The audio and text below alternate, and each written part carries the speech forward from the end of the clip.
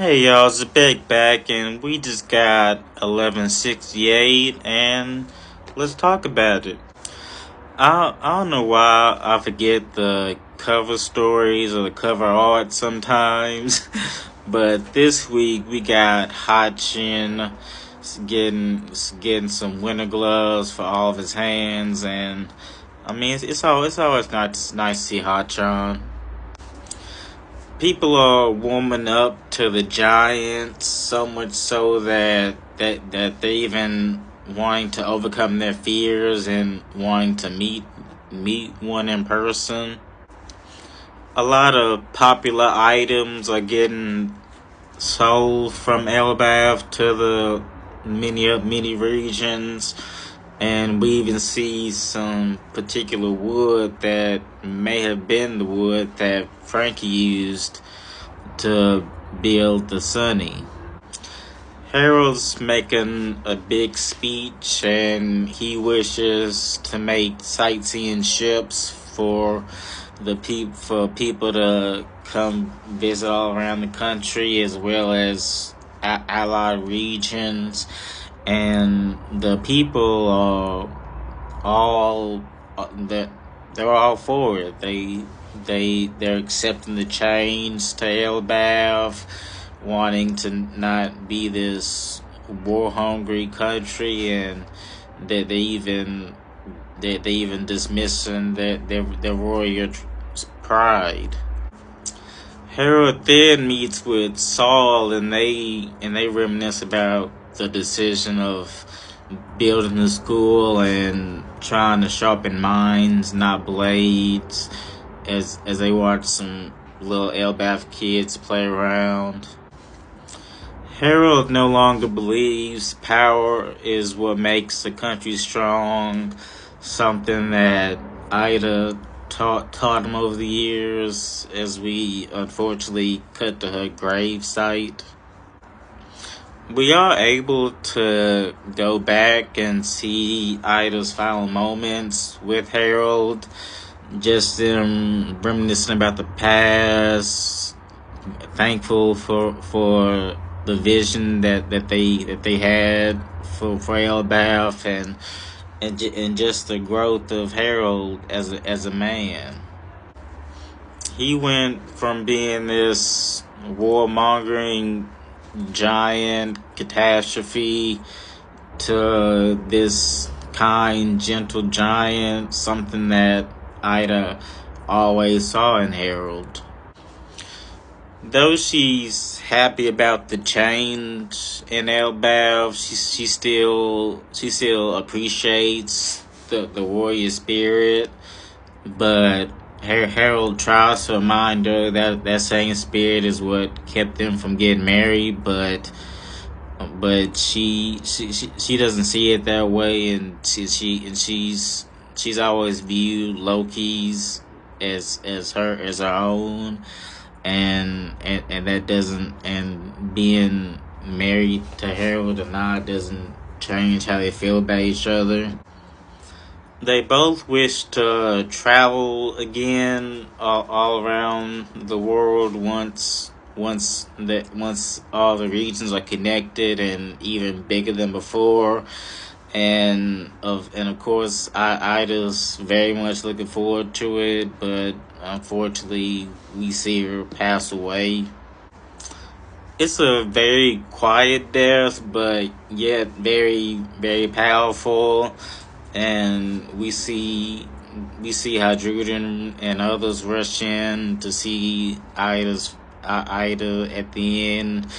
And for someone who's lost somebody and seen them at their last moments, I completely feel for Druden, and just seeing the pain on his face.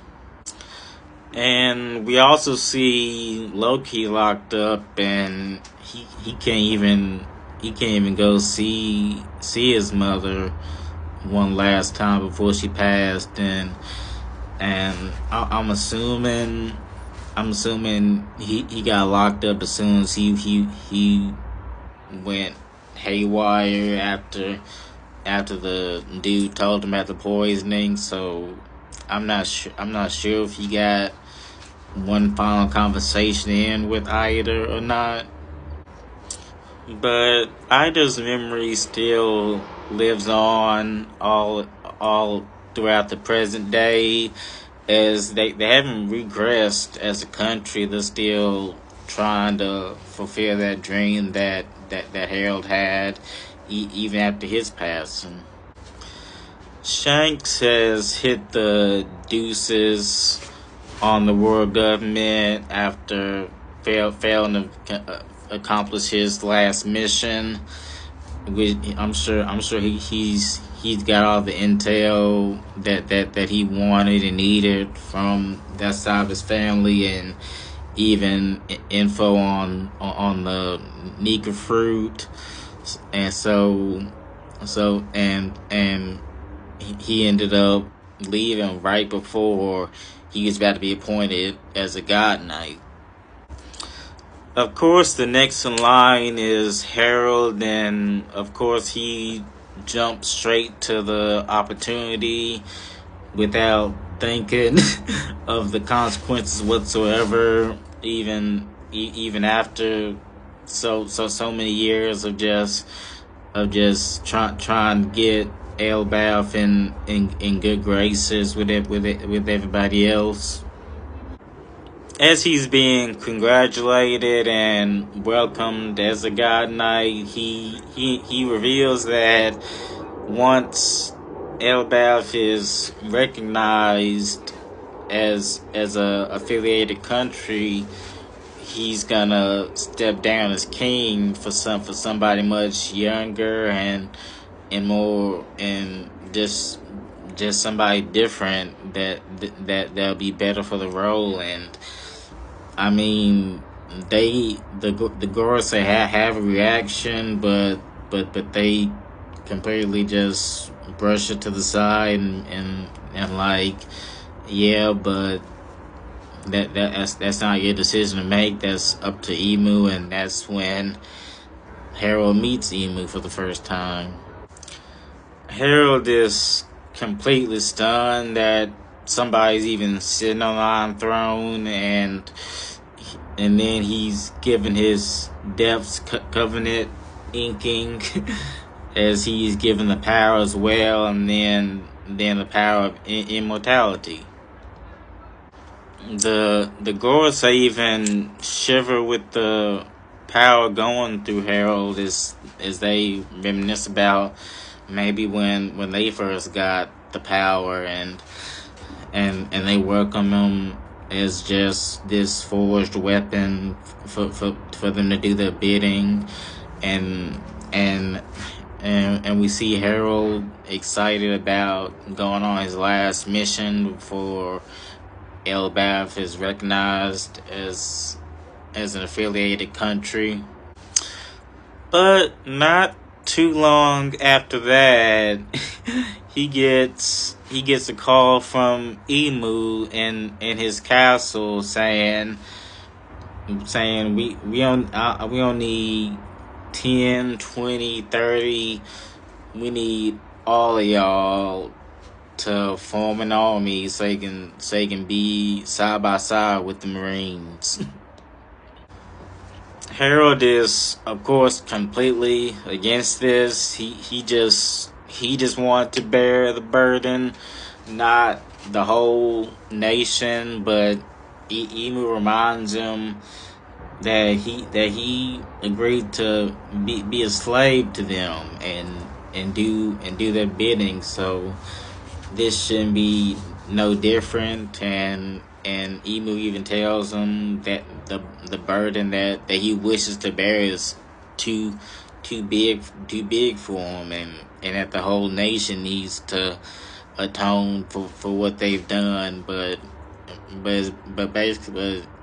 Emu just basically wants Elbath as just to enslave them and do exactly what Big Mom wanted, and that's just have what complete power of the giants.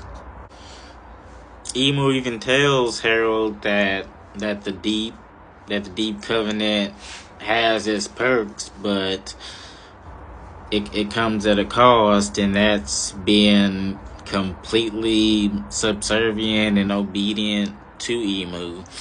And Harold is starting to lose it, and it finally clicks for him that all they want from Elbaf is just enslave him. And we see him call the guards, tells them to subdue him and get the elders and his sons. But Hadruden's gone out to sea, and Loki's locked up, but he tells him to free him. We see Jarl just being worried and wanting to know what's so urgent about this meeting, and we're back from we're exactly where this flashback started, the day that Harald passed on. I wouldn't say the Ida death was as tragic as I thought it would be. Yeah, it was very, very, very sad to see it go, but the way she went, she was very happy and content with wanting to continue with Harold's dreams of making Elbaf a better place. And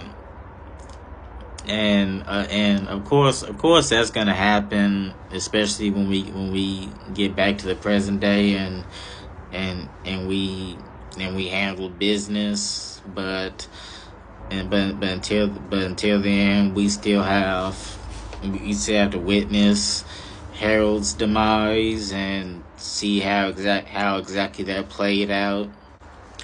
Part of me still wish we got a scene with Ida and Loki, and just both of them expressing their love to each other, and both of them realizing that they've always loved one another.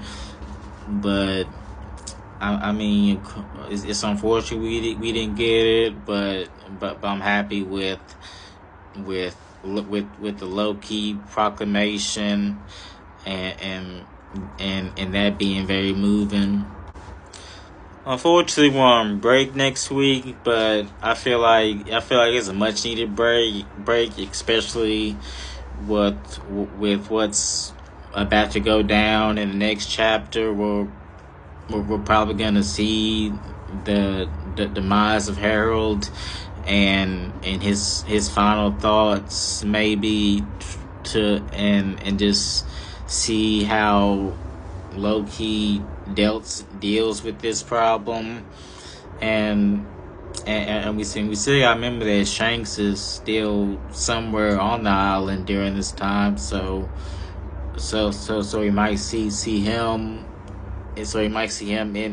interact with Loki after he deals with Harald, and then we see Shanks. We see Shanks lock up Loki. But y'all, let me know, what did you think of 1168? How'd you feel about the death of Ida, and what are you looking forward to seeing in the next chapter? Let me know in the comments, and I'll catch y'all later.